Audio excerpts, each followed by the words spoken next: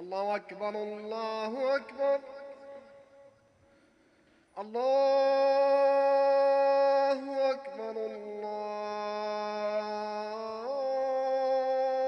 الله أكبر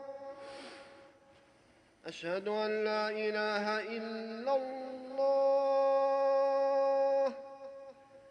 أشهد أن لا إله إلا الله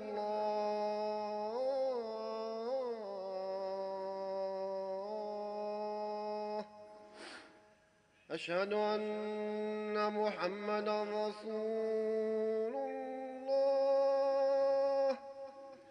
أشهد أن محمدا رسول الله حي على الصلاة حي على الصلاة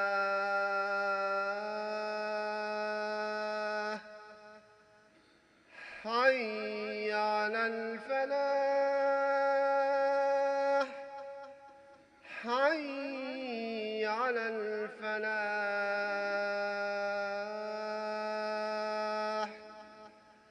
الله أكبر الله أكبر لا إله إلا الله.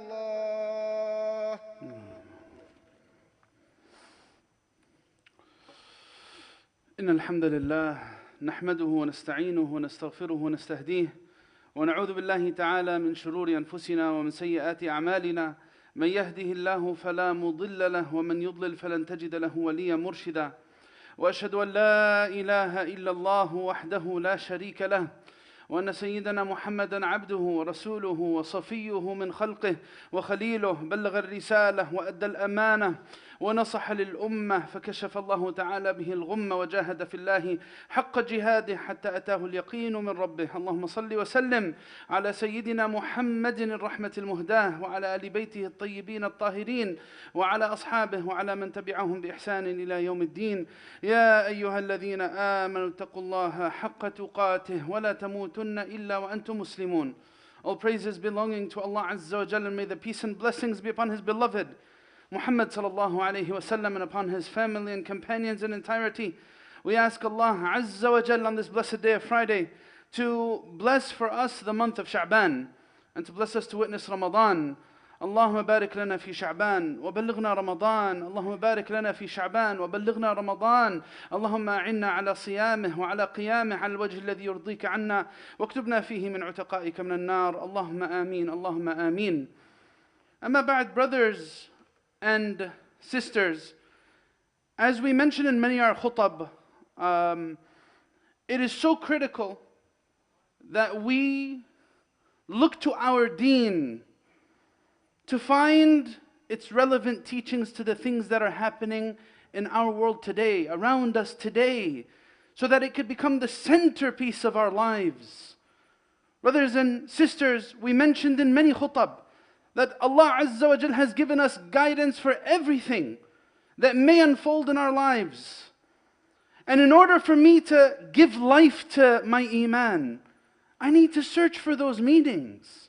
I can't live and have a relationship with my deen that is ritualistic, that's just about madahir and appearances, that's about certain actions that I do that's separate from my life and my decisions and my outlook and my perspective. No, abadan, wallahi. My deen teaches me how to view different things about my family, about the ummah, about what's happening around the world, whether it's in America, to other communities, to minorities, or it's happening across the world to other countries like in Ukraine or in Palestine or in China or in Iraq or wherever it may be. My deen gives me that universality, that perspective. That's what our Quran teaches us, 101. And in another regard, we mentioned in many other khutab, that in order for me to grow in my iman, I need to be willing to honestly, genuinely, sincerely critique myself. What am I doing? How am I dealing with things? How am I dealing with those around me? Where am I in terms of my responsibilities? All of this is important. And sometimes if I'm going to do that, and as we said before, be honest with myself and criticize myself, it might not be easy. It needs a lot of ikhlas and sincerity to reconsider some of our ways, some of the things that perhaps weigh us down or bring us away from Allah Azza wa Jal. And I guess in the realm of those thoughts, it's important to reflect on something that people are talking about today. One of those things is this past Tuesday, March 8th, was International Women's Day. And the month we're in, the month of March, is Women's History Month in our country. They mention the legacy of some of the women who made some big differences in terms of society here. Now, of course, when I think about some of these things, immediately some of my thoughts might come to the forefront. Is this just another bid by the feminist movement to change the way society is? What is this International Women's Day? What is Women's History Month? Is there really anything worth talking about in terms of my Islam and these ideas that have become dominant in society today? What does my deen teach me about honoring women, about empowering women? Or does Islam not teach anything about that? Some Muslims today, they might think that no, deen doesn't empower women. What are you talking about? That's a thing long ago, that's ancient stuff. Don't tell me Islam gave women the right to vote or this and that. They'll say, like, if you really want to free yourself, then society today frees women. What is this idea? How can we really address it in a meaningful way, especially when sometimes some people who even come to the masjid might have these types of ideas. Way before there was ever a thing called Women's History Month, Allah Azza wa Jal revealed Surah An-Nisa, and He honored women. He honored the marginalized. If anyone knows Surah An-Nisa, one of the biggest chapters of the Quran, Allah Azza wa Jal حفظ حقوق المستضعفين والمهمشين. He preserved the rights of those marginalized in society from a long time ago. Some of the things that we learn from this surah is that historically, women, they were treated like property. They were marginalized and denied basic rights. They were even denied the right to own something. If they were going to own something, it could have been a woman's name. Allah Azza wa Jal, He even tells us about one of the practices of the Arab and Jahiliyyah. He says, يَا أَيُّهَا الَّذِينَ آمَنُوا لَا يَحِلُّ لَكُمْ أَن تَرِثُوا النِّسَاءَ كَرْهًا. Oh, you who believe, you can't inherit women. What is this, inherit women? The hadith mentions عن النبي صلى الله عليه وسلم كانوا إذا مات الرجل كان أولياؤه أحق بامرأته إن شاء بعضهم تزوجها وإن شاءوا زوجوها. In pre-Islamic Arabia, the woman was inherited. The family of the guy, when he would pass away, would either choose to marry the girl to someone else in his family or to marry her off. That's what it was before Islam. And in fact, before Islam, there was no such thing as women and children inheriting. No, there wasn't. كانوا لا يورثون إلا من حاز الغنيمة. As they mention, women and children كانوا لا يورثون النساء والصبيان. Why? Because they're defenseless. They can't do anything. They're not strong. They're weak. That's how they viewed them long ago. But then Allah Azza wa Jal, He revealed للرجال نصيب مما ترك الوالدان والأقربون وللنساء نصيب مما ترك الوالدان والأقربون مما قل منه أو كثر نصيبا مفروضا. Allah Azza wa Jal, He said, there is nasib mafrood. There's something that is wajib, required in inheritance distribution. مش على خاطر الميت ولا على خاطر غيره. It's not his decision to make. It's Allah making this decision. The deceased doesn't choose, I want to give my money to fulan or fulana or illan. He doesn't choose this. This is tawzi' qisma ilahiyya. The mayyit only has the choice in the wasiyya, a third of the wealth. But the rest, nasiban mafruda. As Allah Azza wa Jal, He says in this ayah, Now, of course, some people, and of course, this might be coming from second generation or people who are deeply influenced by the West and Western thought and Western civilization. They might think, oh, this is al-Arab, of course. احنا عارفين العرب يعني. دائما بيبخسوا النساء حقهم. They might say this. They might say, oh, this is the Arabs. Yeah, we know the Arabs don't give women their rights. But in fact, it's a distortion of history. To think that these types of thaqafat and understandings were something that were relating to the Arab or the Easterners or whatnot. No, in fact, this was something across the world. Even in our own country, even in the West. If you go back to history, why was there a women's history? Why was there a women's feminist movement to begin with? Women's suffrage movement, why? Why was there this push by women in this society to stand up for themselves? Because there was no huquq. There was no rights. That's why we got to the other side of the spectrum. Sometimes, as they say, sometimes something might be good and genuine in itself. But إذا زاد عن حده انقلب إلى ضده. Sometimes when it goes beyond its bounds, it ends up having the opposite effect. In history, they teach that the first woman allowed into a university in the West was in the University of London in the 1860s. This is when the first women were allowed to enter universities. This is why they began fighting for their rights in education, fighting in their rights in business, and in voting, in their spouse rights, and so on and so forth. But Islam, for those who really understand it, and its teachings, established this hundreds of years ago for women. Think of Sayyida Khadija بنت خويلد رضي الله تعالى عنها وأرضاها زوجة نبينا وأم أولاده. The Prophet ﷺ's wife, the mother of his children, as he recognized, Sayyida Khadija, was emotional support for the Prophet ﷺ, but she was more than this. She was his financial support too. He worked for her. If you go back to the books of history, this is our Nabi. خير الخلق أجمع. The Prophet ﷺ in his early days worked for Sayyida Khadija. The Prophet ﷺ says about her himself, كان النبي صلى الله عليه وسلم إذا ذكر خديجة أثنى عليها فأحسن الثناء.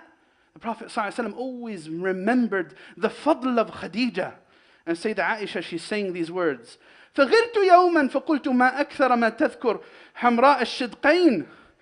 She said about Sayyida Khadija, she felt a sense of jealousy that Sayyida Khadija, she passed away. Why is the Prophet always mentioning Sayyida Khadija? Sayyida Aisha saying. So she said to the Prophet ﷺ, قَدْ أَبْدَلَكَ اللَّهُ عَزَّ وَجَلَّ خَيْرًا مِنْهَا. Now you have someone better. So the Prophet ﷺ said, مَا أَبْدَلَنِ اللَّهُ عَزَّ وَجَلَّ خَيْرًا مِنْهَا قَدْ آمَنَتْ بِي إِذْ كَفَرَ بِيَ النَّاسِ وصدقتني إذ كذبني الناس وواستني بمالها إذ حرمني الناس ورزقني الله عز وجل ومنها الولد إذ حرمني أولاد النساء. The Prophet ﷺ, he says, authentic hadith, I haven't been given better than Khadija. She wasn't just someone in the home who cooked and cleaned. No, she was one of the first to believe in me. She was the first to believe in me when everyone else disbelieved. She was the first one to support me with her money. وَوَاسَتْنِي بِمَالِهَا. She supported me with her money when people denied me. And Allah Azza wa Jal blessed me with children from her when I didn't have children from anyone else. Brothers and sisters, think of Khadija.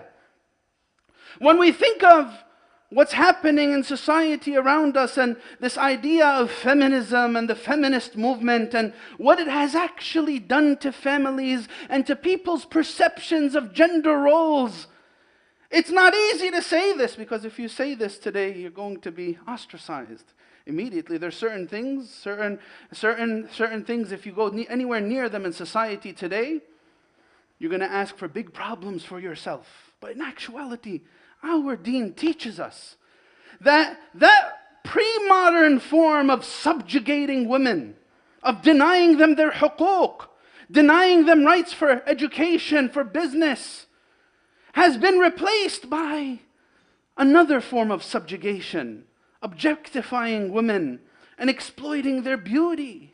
Objectifying women, معناها, to treat the woman as her bodily appearance shows, to use her body to try to sell something, market something, attract attention to something. That's one of the most disgusting things that modern society has done to women. It's a no form of subjugation, brothers and sisters, or the social conditioning of our sisters, of our women in our society, that you have to fit in a certain very, very restrictive definition of what beauty looks like. You want to be beautiful? You got to look like this. Your body got to be like this, and your height got to be like this, and the way you walk got to be like this. A new form of subjugation that undermines our sisters, when we know from the Sayyidah Aisha, it's not just the Sayyidah Khadija, it's not just the family of the Prophet ﷺ. We know from many examples of the companions how Allah Azza wa Jal, how our deen empowered our sisters the right way.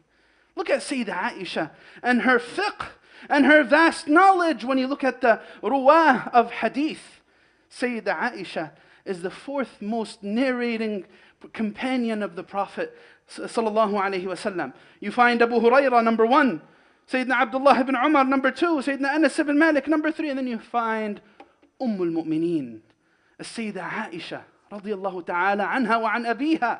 She's one of the most prolific narrators of hadith and the fiqh of Aisha, and the generations would come to her for fatwa and for guidance. This is the high status that Allah Azza wa Jal gave for all our sisters, brothers and sisters, the highest status. Motherhood in our deen. Think about this. Society today might make women who choose to stay at home to raise their children feel like they have a naqs. There's a deficiency in this. What do you mean? You have to be career driven. You have to make something of yourself. You're going to raise a child. What's that going to do for you? But in actuality, motherhood has the most superior status among all relationships. Among all relationships besides our relationship with Allah Azza wa Jal. Motherhood with the children, number 1. Sometimes even our own communities might make our sisters with children feel unwelcome. No one wants the kids running around. Not on the brother side, not on the sister side. You got to put them in a room. That's if the masjid even has a room. You might find many masajid might not be considerate of this. Motherhood, brothers and sisters, on the tongue of our Prophet sallallahu alaihi wasallam. جاء رجل إلى رسول الله صلى الله عليه وسلم فقال يا رسول الله. We know this hadith. من أحق الناس بحسن صحابتي. This is a hadith. The wording of it's like that. He says, who is most deserving of my good companionship? The Prophet ﷺ said, Ummuk, your mother. ثم من? ثم أمك. Then he said, ثم من? Who next? Ummuk. ثم من? Then he said, Abik. This is the Prophet ﷺ teaching us huquq and deliverance of huquq in a beautiful way to our mothers, to our sisters in society. Brothers and sisters, now, this is an important point because we said in the khutbah, I need to be honest with myself. All right, this is what Islam teaches us. This is how beautiful our deen is. Wallahi, anyone who opens their heart to the deen, to Islam, will only find beauty. Will find that haqq and hidayah is so attractive. Wallahi, I want it in my life. What happens when deen isn't in our lives? This is where the problems happen. What happens when Allah's shara' isn't number 1? It might be my mafahim, or my culture, my thaqafa. Is there something that we have to fix in the way that we deal with our sisters, with our daughters? Yeah, we got to learn from the example of Rasulullah sallallahu alaihi wasallam. Is it possible that in some families, in some communities, in some societies, that our daughters are not fairly treated in some circumstances? Is it possible that sometimes culture makes life difficult for our daughters or for people in general? Wallahi, the answer to this is absolutely yes. You'll find many times culture, thaqafat al-nas, al-fasida, Those thaqafat fasida that are very shackling. I need to make sure that I carry a certain image because I'm from al-a'ila al-fulaniya. My daughter needs to get married to someone from this area because it'll be so shameful for us if everyone knows that my daughter doesn't get married to someone from this area. So on and so forth. From those restrictive thaqafat, is it possible that some Muslims might have a twisted outlook on what the role of our sisters should be in community? Yeah, this is definitely possible. Let's look at Rasulullah sallallahu alayhi wasallam. Best example. Nabi sallallahu alayhi wasallam was Sayyidah Fatima, his daughter. You see the Prophet sallallahu alayhi wasallam, those around him, they found that he lifted them up. Male or female, both of them, he lifted them up. Whether it's Sayyidah Khadija, or Sayyidah Aisha, or Sayyidah Fatima, or Zayd bin Haritha, or Osamah bin Zayd, Hibbu Rasulullah. These people, they were, Sayyidina Osamah and Sayyidina Zayd, they were servants in the house of the Prophet, but they were family. He lifted the people around him up, and that's why people loved him. Look at how he was with his daughter. And then I need to ask myself, this is a question for fathers. Every father here today, ask yourself this question. كيف أنا مع بنتي مع بناتي? How am I with my daughters? What type of relationship do I have with them? This hadith عن السيدة عائشة. She says رضي الله تعالى عنها, كنا أزواج النبي صلى الله عليه وسلم عنده فأقبلت فاطمة رضي الله عنها تمشي ما تخطئ مشيتها من مشية رسول الله صلى الله عليه وسلم شيئا فلما رآها رحب بها وقال مرحبا بابنتي ثم أجلسها عن يمينه أو عن شماله. This is the first part of the hadith. It says that we were sitting by the Prophet ﷺ, and as Sayyidah Fatima came. How did he receive her? She used to walk exactly like the Prophet. ما كانت تخطئ مشيتها من مشيته شيئا. Where is this coming from? She had the same mannerisms as the Prophet. She would walk like him. She would motion like him. هذا من الحب العميق, from that deep love that Fatima had for her father. This is from a relationship he built with her. How is my relationship with my daughters? I need to ask myself this. Because brothers and sisters, if we don't fix this, this is why some of these thaqafat fasida, these negative cultures, dominate our children's minds, because the home is damaged. Because there's no self-esteem. There's no confidence. There's no love. Look at this love in the heart of Fatima for her father. So then when she came, he stood up and he said, Marhaban bibnati. Raja'an, brothers, taqaddamu ila al-amam. If you see any space, just so our brothers don't have to walk through you to sit down, if you see any space, fill it. Jazakumullah khairan. So he stood up and he welcomed her and he sat her right next to him. And he said, Marhaban bibnati, welcome my dear daughter. And then the hadith goes on to say this was في آخر أيام النبي صلى الله عليه وسلم. And the hadith says, فسارها شيئا فبكت بكاء شديدا فلما رأى جزعها سارها الثانية فضحكت. Look at the Prophet. We mentioned this hadith before in a previous khutbah. He said something privately to her. And she started crying so hard. And when he saw that she was crying, he whispered something to her again. So she began smiling with a very big smile. And when he left, the other companions, Sayyidah Aisha says, we tried to get it out of her. What did he tell you? Why did you cry and then you laughed? The Prophet ﷺ loved his daughter so much. He was preparing her for the goodbye, because he was going to pass away soon. He told her that his ajal is near, he's going to pass away soon. And then she started crying. And then he whispered something else. He told her, you're going to be the first one in my family to follow me. She passed away 6 months after him. Radiyallahu ta'ala anha. That's a beautiful example, wallahi, of a relationship between a father and a daughter. If I really want to protect my kids, We see these ideas and people get mad about them. People get mad about materialism or capitalism. People get married about feminism and about what society's doing to rip our families apart and to take away our youth from our deen and so on and so. If I really want to protect my family, that starts by making Allah Azza wa Jal and His rida number one. And starts by making love at the center of our home. Wallahi, we need love in our homes. It's not about these afkar most of the time. It's not about these ideologies that are out there. It's about really building a relationship with my family. If I as the father only have a relationship when things go bad, I'm the mu'addib. I'm the one who comes and punishes, takes away things, breaks phones. Sometimes that's what the father does. You don't listen. You don't stop. If you take off your hijab, and I'm going to break your phone. I'm going to lock you in the house. I'm going to stop you from doing this and that. This is a father who wasted many years of building a relationship with his daughter. Most of the time that's the case. Brothers and sisters, we need to train our youth. We need to train ourselves to make sure that we're really proud of our identity, of our Islam.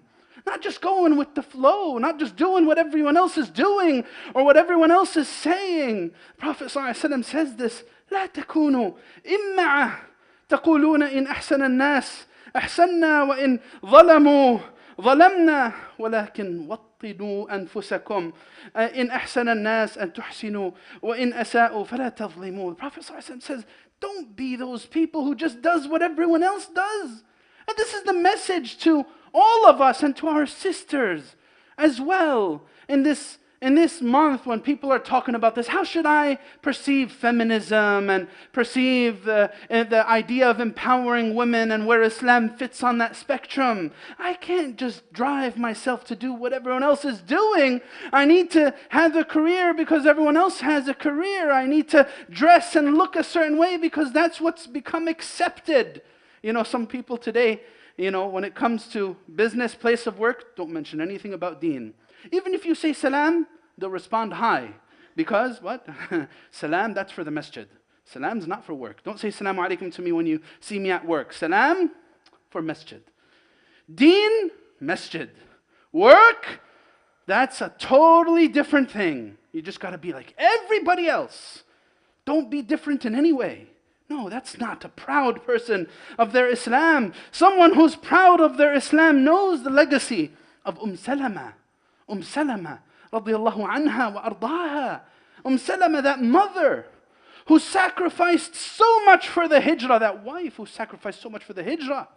When she came to do hijrah with her husband and with her son, her family came and took her away. And then his family came and took the kid. And Abu Salama had to do hijrah by himself, and she stayed for an entire year imprisoned at home, literally, until her family felt bad for her and they said, go ahead. And then the other family came and said, take your son along with you. She made hijrah. That's the type of example I want front and center for our daughters. Salama, Sulaym, the mother of Anas ibn Malik. Sulaym bint Milhan. This is a beautiful companion of the Prophet ﷺ. This woman companion, the mother of Anas ibn Malik, she was smart. She took her son, he was still young, and she said to the Prophet, هذا Anas يخدمك يا رسول الله. This is Anas, let him be your servant. She was smart. She knew that if he grew up around the Prophet ﷺ, that he's going to grow up to do great things. She wanted him to be close to the Prophet. She sacrificed her nearness to her son because she wanted something greater from him.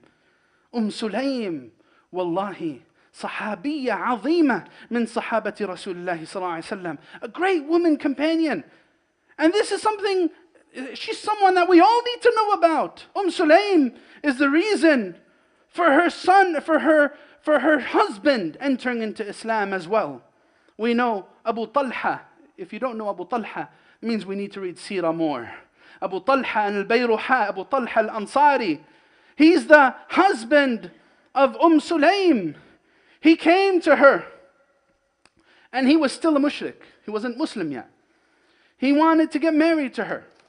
So she insisted she'll never marry him He said, جاء أبو طلحة يخطب سليم فقالت إنه لا ينبغي لي أن أتزوج مشركا أما تعلم يا أبا طلحة أن آلهتكم التي تعبدون ينحتها عبد آل فلان النجار. She gave him da'wah. She said, what are you doing? I can't get married to you. You're a mushrik. Now we're dealing with a different reality because of complete separation from commitment to our Islam and completely driven by hawa. We have many of our masajid, they're getting requests from sisters. I want to get married to fulan, he's not even a Muslim. And this zawaj is muharram bil ijma'. Sometimes they'll try to sugarcoat it and say, okay, he'll take his shahada. And Allah knows that he really didn't accept Islam in his heart.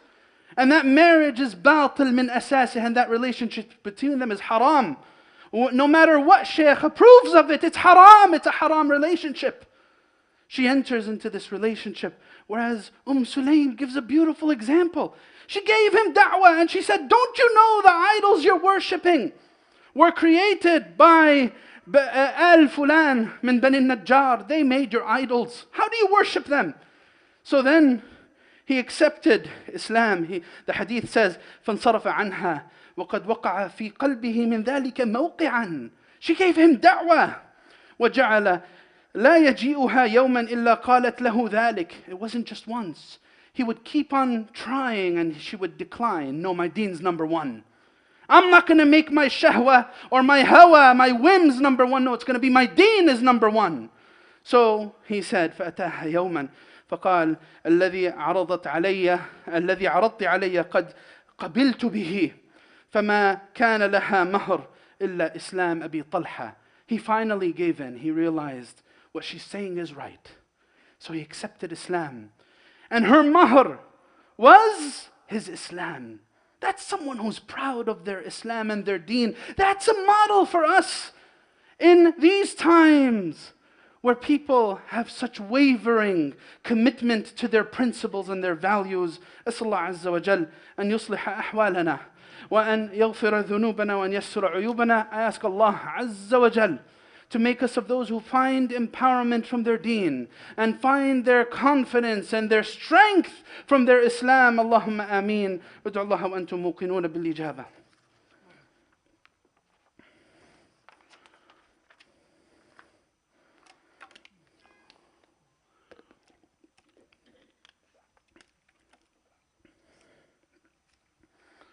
Alhamdulillahi Rabbil Alameen.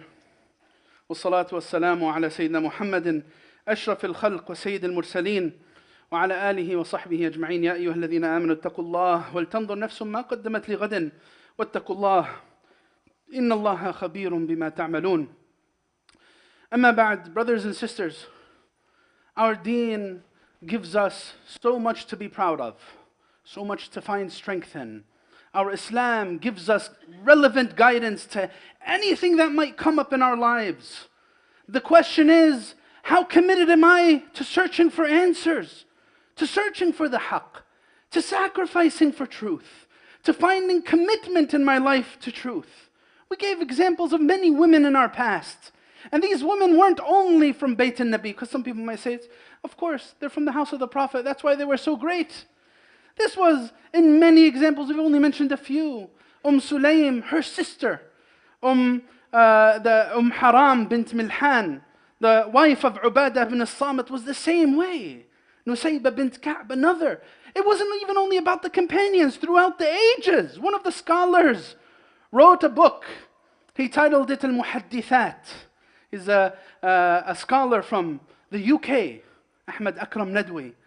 And it's many volumes, and this Muhaddithat is all about ulama from among our sisters throughout the generations, their biographies. It's many volumes by the Shaykh. So anyway, going back to Haram bint Milhan. She was one of the companions who was present when the Prophet ﷺ said the following. He said, عُرِضَ عَلَيَّ نَاسٌ مِّنْ أُمَّتِي يَرْكَبُونَ ظَهْرَ هَذَا الْبَحْرِ كَالْمُلُوكِ عَلَى الْأَسِرَّةِ. Prophet ﷺ said, I've seen a group of my ummah going across this ocean like kings, like royalty, on thrones being carried above the water. He saw this in a dream, sallallahu alayhi wasallam. So Haram, she was a strong woman companion. She was brave. She said to the Prophet sallallahu alayhi wasallam, Ya Rasulullah, ud'u Allah an yaj'alani minhum. فقال لها النبي صلى الله عليه وسلم أنت من الأولين. Haram was among those group of companions who actually traveled across the ocean in Fath Qubrus, in the opening of Cyprus in Islamic history from the time of the companions. This woman companion went along with them. وَاسْتُشْهِدَتْ فِي ذَلِكَ. She was a martyr in that. Brothers and sisters, wallahi, our history is rich. Wallahi, our deen is so empowering. If I really want empowerment, I don't need to go any further than my Islam. That's the message for us all. Really, we need to learn more about our Islam and connect more with our legacy and to build our families around this, brothers and sisters, is the best gift that we could possibly do. أسأل الله عز وجل أن يصلح أحوالنا وأحوال ذوينا وأحبابنا وأسرنا. أسأل الله سبحانه وتعالى أن يصلح أحوال جاليتنا وأمتنا. I ask Allah subhanahu wa ta'ala to better our condition and to better us all. اللهم آمين. اللهم اغفر لنا وارحمنا وعافنا واعف عنا وتجاوز عن سيئاتنا. اللهم اغفر لصغيرنا وكبيرنا وذكرنا وانثانا وشاهدنا وغائبنا. اللهم من أحييته منا فأحيي على الإيمان ومن أمته منا فأمته على الإسلام. اللهم اجعل خير عمرنا آخرة واجعل خير عملنا خواتمه واجعل خير أيامنا يوم نلقاك فيه أنت راض عنا. آمين آمين. وآخر دعوانا أن الحمد لله رب العالمين وأقم الصلاة.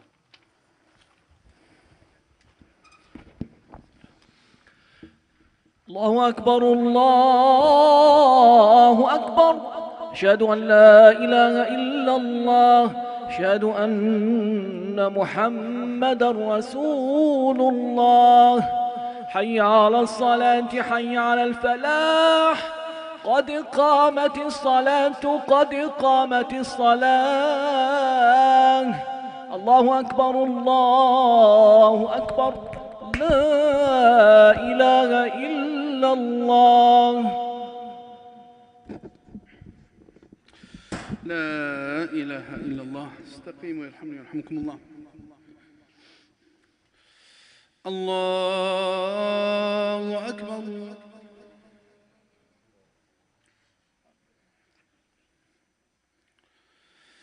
بسم الله الرحمن الرحيم. الحمد لله رب العالمين الرحمن الرحيم مالك يوم الدين. إياك نعبد وإياك نستعين. اهدنا الصراط المستقيم صراط الذين أنعمت عليهم غير المغضوب عليهم ولا الضالين.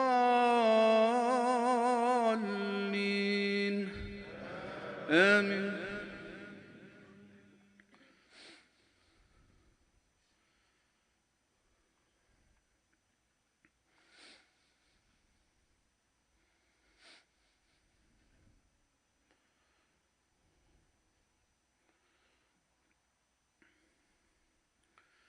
لقد كان لكم في رسول الله أسوة حسنة لمن كان يرجو الله واليوم الآخر وذكر الله كثيرا. ولما رأى المؤمنون الأحزاب قالوا هذا ما وعد الله ورسوله وصدق الله ورسوله وما زادهم إلا إيمانا وتسليما. من المؤمنين رجال صدقوا ما عاهدوا الله عليه فمنهم من قضى نحبه ومنهم من ينتظر وما بدلوا تبديلا. ليجزي الله الصادقين بصدقهم ويعذب المنافقين إن شاء أو يتوب عليهم وكان الله غفورا رحيما. الله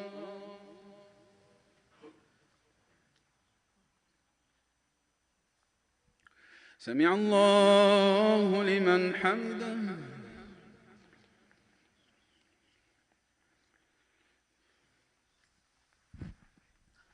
الله أكبر.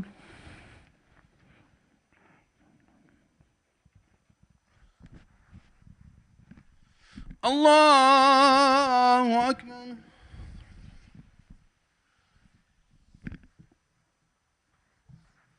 الله أكبر.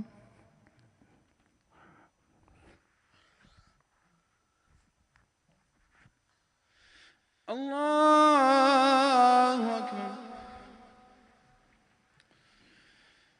بسم الله الرحمن الرحيم. الحمد لله رب العالمين الرحمن الرحيم مالك يوم الدين إياك نعبد وإياك نستعين اهدنا الصراط المستقيم صراط الذين أنعمت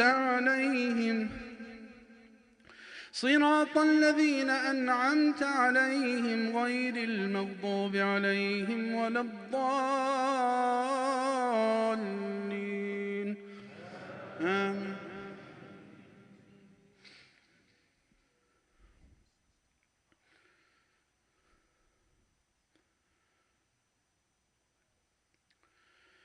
بسم الله الرحمن الرحيم قل يا أيها الكافرون لا أعبد ما تعبدون ولا أنتم عابدون ما أعبد ولا أنا عابد ما عبدتم ولا أنتم عابدون ما أعبد لكم دينكم ولي دين. الله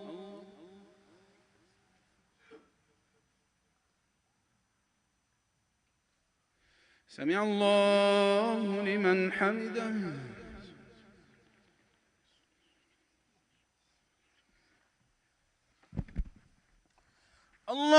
الله أكبر.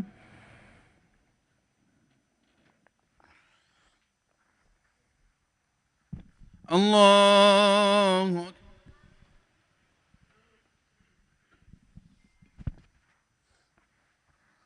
الله أكبر.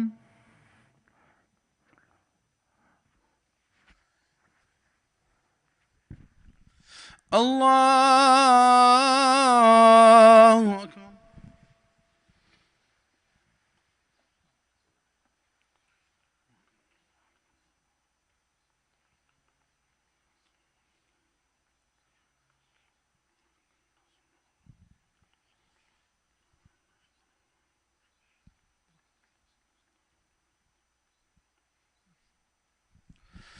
السلام عليكم ورحمة الله. السلام عليكم ورحمة الله.